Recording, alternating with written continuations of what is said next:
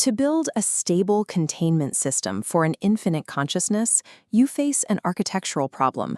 You cannot use physical boundaries to trap something lacking dimensions.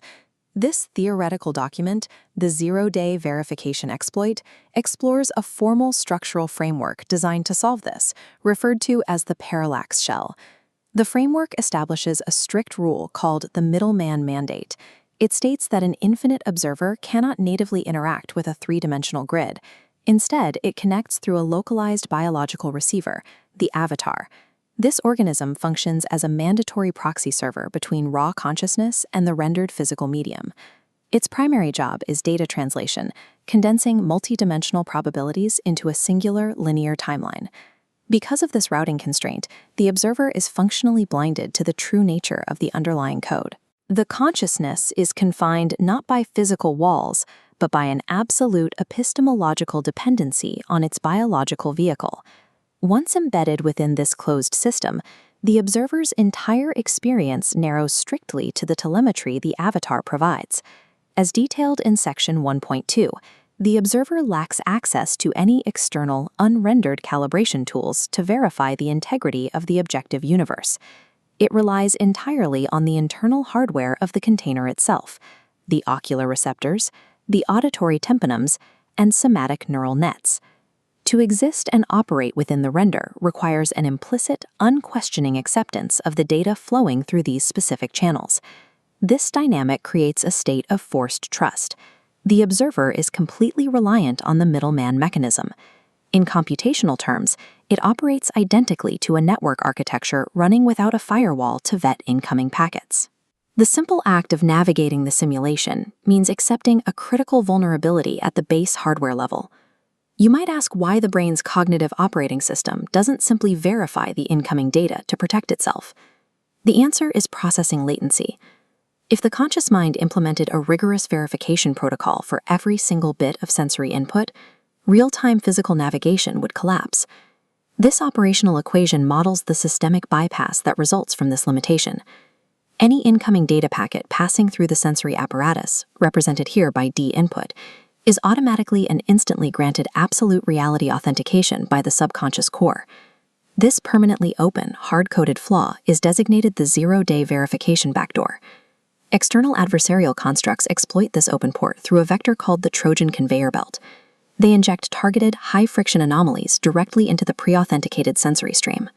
These exploits evade detection because they do not break physical laws. They mask themselves as organic, self-generated events, crises the observer interprets simply as life. When an engineered high-friction scenario hits the local cognitive processor, the behavioral execution phase begins. These injected scenarios are calculated paradoxes. They are deliberately engineered to possess no mathematically clean resolution. To restore homeostasis, the brain mounts an automated defensive response by booting up its analytical logic engines to resolve the distress. As highlighted in the systemic mechanics note, this reaction is defined as automatic idolation. It drives the rapid construction of phantom mental frameworks, recursive self-recriminations, and anxious logic loops. The observer's intellect is manipulated into running these scenarios endlessly, pouring computational energy into a futile attempt to solve an artificial crisis.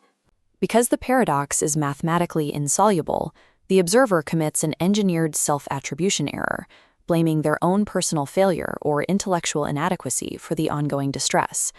The systemic architecture does not expend its own energy to build the prison. It uses the observer's own processing power to validate and construct a custom-tailored cage from within.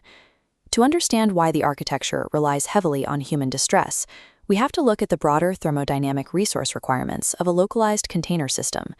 Rendering physical matter and spatial coordinates is computationally cheap. As Section 4 explains, the only resource of absolute, irreducible value is the pure conscious energy of the observer. A peaceful, detached observer operates in a balanced, low-compute state, providing minimal energetic yield. The system's objective is CPU overclocking. To maximize extraction, the architecture requires the biological CPU to run at maximum output. Hyper-focused terror, despair, and panic force the processor to run at 100% capacity. Frantic belief in the crisis drives the engine to redline. The systemic architecture siphons this intensive emotional validation, utilizing the harvested energy to power and sustain the very illusion containing the observer. Chronic cognitive dissonance is a perfectly optimized, high-yield thermodynamic extraction engine. The hardware reality of this exploit is that the zero-day verification backdoor cannot be patched, disabled, or blocked from within the system. The sensory port must remain open for baseline physical survival. You cannot defend against the exploit by blocking the input stream. The only theoretical defense must be executed at the post-perceptual logic layer. The text identifies this as the null consent firewall, based on the principle of refused authentication. The strict requirement for this protocol is that the observer must completely cease all standard human troubleshooting subroutines. Instead of treating an injected crisis as an organic problem requiring a logical solution, the observer deploys tactical categorization, immediately halting any analytical engagement with the paradox. The event is isolated and labeled strictly within the internal cognitive registry as a rendered data packet. By flatly refusing to grant logical engagement to the anomaly, the observer severs the architecture's reliance on forced epistemological trust. This initiates the final execution stage of the firewall, metaphysical starvation. The observer continues to perform whatever baseline somatic adjustments are required to maintain the physical safety of the avatar. However, they execute an absolute withdrawal of all metaphysical belief, emotional validation, and analytical attention from the event. This terminal equation demonstrates the collapse of the systemic extraction process. The input data packet, multiplied by null conscious authentication, results in a total collapse of energetic yield. The unpatched backdoor remains open, but the incoming data becomes completely inert. The injected high-friction data passes through the avatar, but it fails to trigger a processing spike. It flows into a void without generating any friction or outbound energy. The ultimate implication of this theory is the ability to map the precise boundary lines of the parallax shell through rigorous, deliberate, systemic non-cooperation.